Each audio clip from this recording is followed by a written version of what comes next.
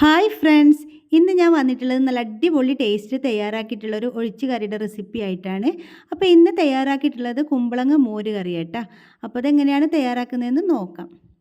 ഞാൻ ഇതവിടെ ഒരു ചെറിയ പീസ് കുമ്പളങ്ങ എടുത്തിട്ടുണ്ട്. ഇത് നമ്മുടെ വീട്ടിൽ തന്നെ കായ്ച്ചിട്ടുള്ള കുമ്പളാണ്. ഇതിൻ്റെ വീഡിയോ ഞാൻ കഴിഞ്ഞ ആഴ്ച ഇട്ടിട്ടുണ്ടായിരുന്നു. അപ്പോൾ എല്ലാവരും പോയിട്ട് ഒന്ന് കാണണം കേട്ടോ. ഇനി ഇത് തൊലിയും കുരുവെല്ലാം കളഞ്ഞെടുത്തതിന് ശേഷം ഇതുപോലെ ചെറുതായിട്ട് ഞാൻ കട്ട് ചെയ്തിട്ട് ഇത് അവിടെ ഒരു ബൗളിലേക്ക് ഇട്ട് കൊടുത്തിട്ടുണ്ട്. ഇത് കറക്റ്റ് അളവ് പറയുകയാണെന്നുണ്ടെങ്കിൽ ഒരു 1.5 കപ്പെല്ലാം വരും കേട്ടോ. ഇനി ഇത് നമുക്ക് ആദ്യം ഒന്ന് വേവിച്ചെടുക്കണം. അപ്പം ഞാൻ ഇതിവിടെ ഒരു മൺചട്ടിയിലേക്ക് ഇട്ട് കൊടുക്കുകയാണ്. ഇനി നമുക്കിതിലേക്ക് 2 തണ്ട് കറിവേപ്പ് ചേർത്ത് കൊടുക്കുക. ഒപ്പം തന്നെ എരിവിന് ആവശ്യത്തിനുള്ള പച്ചമുളകും കൂടി ചേർത്ത് കൊടുക്കുക. ഞാൻ ഇവിടെ 2 പച്ചമുളക് ഇപ്പോൾ എടുക്കുന്നത്. ഇനി നമ്മൾ അരപ്പ് തയ്യാറാക്കുന്ന സമയത്ത് വീണ്ടും പച്ചമുളക് എടുക്കുന്നുണ്ട് കേട്ടോ. അപ്പോൾ നിങ്ങളുടെ എരിവിനനുസരിച്ചിട്ട് നിങ്ങൾക്ക് എടുക്കാവുന്നതാണ്. ഇനി ഇതിലേക്ക് ഒരു 1/4 ടീസ്പൂൺ മഞ്ഞൾപ്പൊടിയും ആവശ്യത്തിന് ഉപ്പും പിന്നെ ഇത് വേവിച്ചെടുക്കാൻ വേണ്ടി കുറച്ച് വെള്ളം കൂടി ഒഴിച്ച് കൊടുക്കാം. ഇനി ഇത് നല്ലതുപോലെ ഒന്ന് മിക്സ് ചെയ്തെടുക്കാം. അപ്പം ഞാനിതിവിടെ നല്ലതുപോലെ മിക്സ് ചെയ്ത് കൊടുത്തതിന് ശേഷം ഇത് സ്റ്റൗവിലേക്ക് വെച്ച് ഫ്ലെയിം ഓൺ ചെയ്ത് കൊടുത്തിട്ടുണ്ട്. ഇനി ഇത് നമുക്ക് മൂടി വെച്ചിട്ട് വേവിച്ചെടുക്കണം. അപ്പോൾ ഇത് വെന്ത് വരുന്ന സമയം കൊണ്ട് നമുക്കിതിലേക്കുള്ള അരപ്പ് ഒന്ന് തയ്യാറാക്കി എടുക്കാം. അപ്പോൾ ഞാൻ അവിടെ ഒരു മിക്സിയുടെ ജാറിലേക്ക് ഒരു കൈപ്പിടി നിറയെ തന്നെ തേങ്ങ ചേർത്ത് കൊടുക്കുന്നുണ്ട്. പിന്നെ ഇതിലേക്കൊരു 3 ചെറിയുള്ളി കൂടി ചേർത്ത് കൊടുക്കാം. പിന്നെ ഇതൊരു 4 വെളുത്തുള്ളിയും കൂടി ഇതിലേക്ക് ഇട്ട് കൊടുക്കുന്നുണ്ട്. പിന്നെ ഇത് നേരത്തെ പറഞ്ഞതുപോലെ ഒരു പച്ചമുളക് വീണ്ടും ഇട്ട് കൊടുത്തിട്ടുണ്ട്. ഇനി നമുക്കിതിലേക്കൊരു 1/4 ടീസ്പൂൺ ചെറിയ ജീരകം ചേർത്ത് കൊടുക്കുക. അപ്പോൾ ഞാൻ ഇവിടെ ജീരകത്തിൻ്റെ പൊടിയാണ് ചേർത്ത് കൊടുക്കുന്നത്.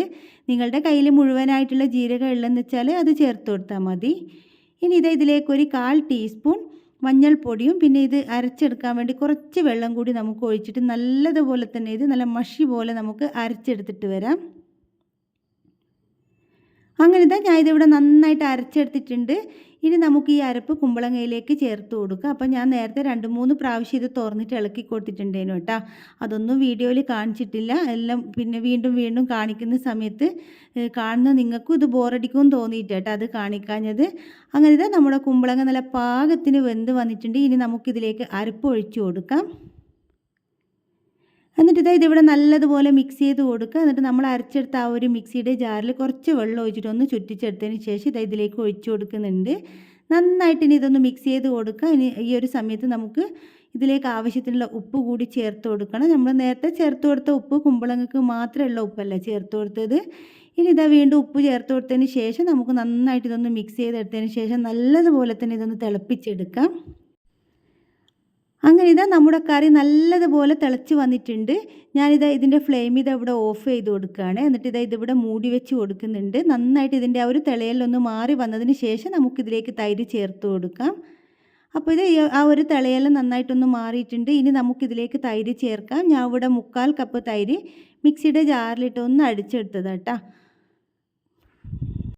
അപ്പം ഞാൻ ഇതിവിടെ 1/2 കപ്പ് തൈരേ ചേർത്ത് കൊടുത്തിട്ടുള്ളൂ. ഞാൻ എടുത്തിട്ടുള്ള ആ ഒരു തൈര് നല്ല പുളിയുള്ള തൈരാണ്. അപ്പം നിങ്ങളുടെ താല്പര്യത്തിനനുസരിച്ച് നിങ്ങൾക്ക് എത്രത്തോളം വേണമെന്ന് വെച്ചാൽ അതിനനുസരിച്ച് നിങ്ങൾക്ക് എടുക്കാം. ഞാൻ ഇവിടെ 1/2 കപ്പേ ചേർത്ത് കൊടുത്തിട്ടുള്ളൂ. എന്നിട്ട് നല്ലതുപോലെ ഇതൊന്ന് മിക്സ് ചെയ്ത് കൊടുക്കുന്നുണ്ട്. ഇനി ഇതിൻ്റെ ഫ്ലെയിം ഒന്നും ഓൺ ചെയ്യൊന്നും വേണ്ട. ആ ഒരു ചട്ടിയുടെ ചൂടിൽ നന്നായിട്ടൊന്ന് തൈരും ചൂടായി കിട്ടും. ഇനി നമുക്കിതിലേക്കുള്ള കടുകൊന്ന് താളിച്ചിടാം. ഞാൻ ഇതിവിടെ ഒരു പാത്രം സ്റ്റൗവിലേക്ക് വെച്ച് കൊടുത്ത് ചൂടായി വരുന്ന സമയത്ത് നമുക്കിതിലേക്ക് 1 ടേബിൾ സ്പൂൺ വെളിച്ചെണ്ണ ഒഴിച്ച് കൊടുക്കാം. അങ്ങനെ വെളിച്ചെണ്ണ നന്നായിട്ട് ചൂടായി വന്നിട്ടുണ്ട്. ഇനി ഇതിലേക്ക് 1/2 ടീസ്പൂൺ കടുക് ഇട്ട് കൊടുക്കാം. കടുകൊന്ന് പൊട്ടി വരുന്ന സമയത്ത് ഒരു 2-3 വറ്റൽമുളക് കട്ട് ചെയ്തതും കുറച്ച് കറിവേപ്പ് കൂടി ഇട്ട് കൊടുക്കുന്നുണ്ട്. ഇതിന് നല്ലതുപോലെ ഒന്ന് മൂപ്പിച്ചെടുത്തതിന് ശേഷം നമുക്ക് കറിയിലേക്ക് ഒഴിച്ചു കൊടുക്കാം. അപ്പോൾ ഇത് കറിയിൽ ഒഴിച്ച് കൊടുത്തതിന് ശേഷം ഇതുപോലെ തന്നെ വെച്ചിട്ട് ഒരു 5 മിനിറ്റ് നമുക്കൊന്ന് മൂടി വെച്ച് കൊടുക്കാം. 5 മിനിറ്റിന് ശേഷം നമുക്ക് നന്നായിട്ട് ഇതൊന്ന് മിക്സ് ചെയ്ത് കൊടുത്താൽ മതിയേ. അപ്പോൾ 5 മിനിറ്റിന് ശേഷം ഞാൻ ഇതിവിടെ തുറന്നിട്ട് നല്ലതുപോലെ മിക്സ് ചെയ്ത് കൊടുക്കുന്നുണ്ട്. അപ്പോൾ ഈ ഒരു കറി നമ്മൾ മോര് കറിയെല്ലാം തയ്യാറാക്കുന്ന സമയത്ത് കുറച്ച് നേരത്തെ തന്നെ തയ്യാറാക്കി വെക്കണം കേട്ടോ. ഒരു 10 മണിയെല്ലാം ആകുമ്പോഴേക്കും നമ്മളിത് തയ്യാറാക്കി കഴിഞ്ഞ് കഴിഞ്ഞാൽ നമ്മളൊരു 2 മണിക്കെല്ലാം ചോറ് കഴിക്കുന്ന സമയത്ത് നമ്മുടെ കറി നന്നായിട്ടൊന്ന് സെറ്റായി വരും. അങ്ങനെയാണെങ്കിൽ നമുക്ക് കറക്റ്റ് ടേസ്റ്റ് മനസ്സിലാവും കേട്ടോ. അതെല്ലാം നല്ല ചൂടോടെയെല്ലാം മോര് കറി കഴിക്കുന്ന സമയത്ത് അതിൻ്റെ കറക്റ്റ് ഒരു ടേസ്റ്റ് നമുക്ക് മനസ്സിലാവില്ല.